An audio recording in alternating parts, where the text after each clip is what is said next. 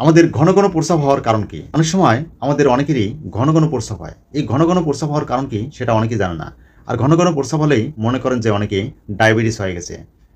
এর সত্যটা কতটুকু? তো আজকের ভিডিওতে জেনে নিন ঘন ঘন প্রস্রাব হওয়ার কারণগুলো কি কি।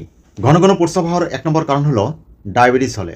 আপনার যদি রক্তে গ্লুকোজের পরিমাণ বেড়ে যায় সেক্ষেত্রে আপনার ঘন ঘন প্রস্রাবের একটা চাপ থাকতে পারে। ঘন ঘন প্রস্রাব হওয়ার দ্বিতীয় কারণটি হলো আপনার যদি ইউরিন ইনফেকশন থাকে, অর্থাৎ প্রস্রাবে কোনো ইনফেকশন থাকে। ঘন ঘন প্রস্রাব হওয়ার তৃতীয় কারণটি হলো আপনার কিডনি যদি ঠিকমতো কাজ না করতে পারে।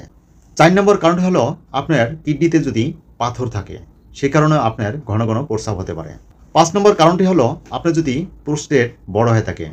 এই প্রোস্টেটটা হলো আমরা যখন পৃথিবীতে জন্মগ্রহণ করি তখন শিমের বিচি ন্যায় দুই পাশে দুইটা প্রোস্টেট থাকে। সেই প্রোস্টেট বয়সের সাথে আমাদের বড় হতে থাকে। আর যখন এই প্রোস্টেটটা বড় হবে তখন আপনার এই প্রস্রাবটা পুরোপুরিভাবে ক্লিয়ার হবে না, যার কারণে বারবার প্রস্রাবের একটা বেগ থাকবে।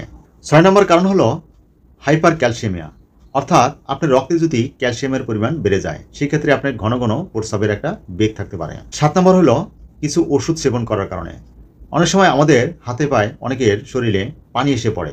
এই পানি আসার কারণে এমন কিছু ওষুধ দেওয়া হয়, সেই ওষুধের কারণে, কারণ ওষুধটা যখন দেওয়া হবে শরীর থেকে পানি বের করে দিবে, যার কারণে আপনার ঘন ঘন প্রস্রাবের একটা বেগ থাকতে পারে।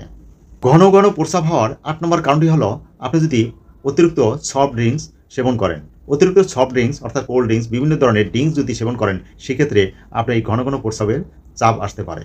ঘন ঘন প্রস্রাবের ৯ নম্বর কারণ হলো আপনি যদি অতিরিক্ত চা কফি সেবন করেন, অর্থাৎ ক্যাফিন সমৃদ্ধ খাবার অতিরিক্ত সেবন করার কারণে আপনি ঘন ঘন প্রস্রাবের একটা চাপ হতে পারে। ঘন ঘন প্রস্রাব হওয়ার ১০ নম্বর কারণটি হলো ঠান্ডাজনিত কারণে। যখন আবহাওয়া ঠান্ডা থাকে, এই ঠান্ডাজনিত কারণে অনেকের ঘন ঘন প্রস্রাবের একটা চাপ থাকতে পারে। ঘন ঘন প্রস্রাব হওয়ার ১১ নম্বর কারণটি হলো আপনার যদি মানসিকভাবে কোনো ধরনের উদ্বেগ বা কোনো ধরনের ডিপ্রেশন বা কোনো ধরনের টেনশন থাকে, সেই কারণে আপনার ঘন ঘন প্রস্রাবের একটা চাপ আসতে পারে। একজন মানুষ দৈনিক ৬ থেকে ৮ বার প্রস্রাব করাটা স্বাভাবিক। যদি ৮ বারের বেশি যদি প্রস্রাব করে সেক্ষেত্রে আপনার দ্রুত চিকিৎসকের শরণাপন্ন হতে হবে। ঘন ঘন প্রস্রাব হওয়ার আরেকটি কারণ হলো আপনি এমন কিছু খাবার সেবন করেন, সেই খাবারগুলোর কারণে আপনার ঘন ঘন প্রস্রাবের একটা চাপ আসতে পারে। যেমন আপনি অতিরিক্ত শশা খেলেন অথবা খিরাই খেলেন বা বাঙ্গি, তরমুজ, তো যেগুলোতে 90% উপরে পানি থাকে, এই ফলগুলো খাওয়ার কারণে আপনার ঘন ঘন প্রস্রাবের একটা চাপ আসতে পারে।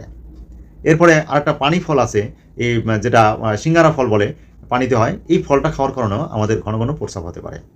আর এই ধরনের ফল খাওয়ার পর যদি ঘন ঘন প্রস্রাব হয় সেক্ষেত্রে কোনো টেনশনের কিছু নাই, কারণ আমাদের যেহেতু অতিরিক্ত পানি থাকে সেটা আমার শরীর থেকে প্রস্রাব আকারে বের করে দেয় পানিটা।